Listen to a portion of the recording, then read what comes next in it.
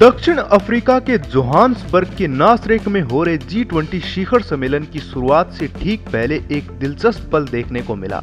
भारत के प्रधानमंत्री नरेंद्र मोदी और इटली की प्रधानमंत्री जॉर्जिया मेलोनी ने एक दूसरे से गर्मजोशी से मुलाकात की।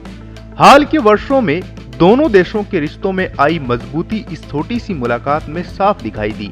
यह शिखर सम्मेलन 22 से 23 नवंबर तक चल रहा है, जिसमें दुनिया भर के कई शीर्ष नेता हिस्सा ले रहे हैं।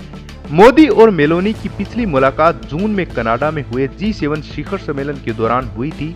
वहां भी दोनों नेताओं ने भारत इटली संबंधों को और मजबूत करने का संकल्प दोहराया था। दोनों के बीच बनी व्यक्तिगत समझ और दोस्ताना रिश्ता कई बार चर्चा में रहा है।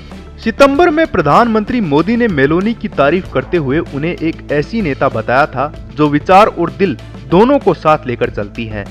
उन्होंने मेलोनी की आत्मकथा की तुलना मन की बात से की, ऐसे विचार जो दिल से निकले हों। दरअसल इसी किताब के भारतीय संस्करण की भूमिका में मोदी ने भारत और इटली के साझा मूल्यों का उल्लेख किया। संस्कृति को बचाने का भाव, समुदाय की शक्ति और स्त्री शक्ति को मार्गदर्शक बनाने की परंपरा। मेलोनी ने इस पर प्रतिक्रिया देते हुए कहा कि प्रधानमंत्री मोदी के शब्द उन्हें गहराई से सम्मानित महसूस कराते हैं। उन्होंने यह भी कहा कि दोनों देशों का मजबूत रिश्ता उनके लिए गर्व की बात है। सितंबर में प्रधानमंत्री मोदी के 75वें जन्मदिन पर मेलोनी ने वीडियो संदेश भेजकर उन्हें शुभकामनाएं भी दी थी। इसके जवाब में मोदी ने इटली की मित्रता के प्रति आभार जताया। मेलोनी ने भी उनकी नेतृत्व क्षमता की प्रशंसा करते हुए कहा था कि करोड़ों लोगों का मार्गदर्शन करने की उनकी क्षमता प्रेरणादायक है। 10 सितंबर को दोनों नेताओं के बीच टेलीफोन पर बातचीत भी हुई। इसमें भारत इटली रणनीतिक साझेदारी को आगे बढ़ाने पर सहमति जताई गई। प्रधानमंत्री मोदी ने भारत यूरोपीय संघ व्यापार समझौते को आगे बढ़ाने में इटली के सहयोग के लिए धन्यवाद दिया। दोनों ने भारत मध्य पूर्व यूरोप आर्थिक गलियारे यानी IMEEC के महत्व पर भी बात की। इसके अलावा यूक्रेन में शांति की जरूरत पर संयुक्त सहमति बनी। मेलोनी ने भारत में 2026 में होने वाले AI इम्पैक्ट समिट के लिए समर्थन भी दोहराया।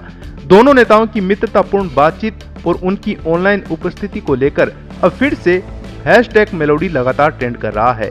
जोहान्सबर्ग पहुंचने पर प्रधानमंत्री मोदी का पारंपरिक सांस्कृतिक स्वागत किया गया। भारत और दक्षिण अफ्रीका के लंबे और घनिष्ठ संबंधों को यह स्वागत और भी खास बनाता है। इससे पहले मोदी 2016, 18 और 23 में भी अलग अलग अवसरों पर दक्षिण अफ्रीका जा चुके हैं।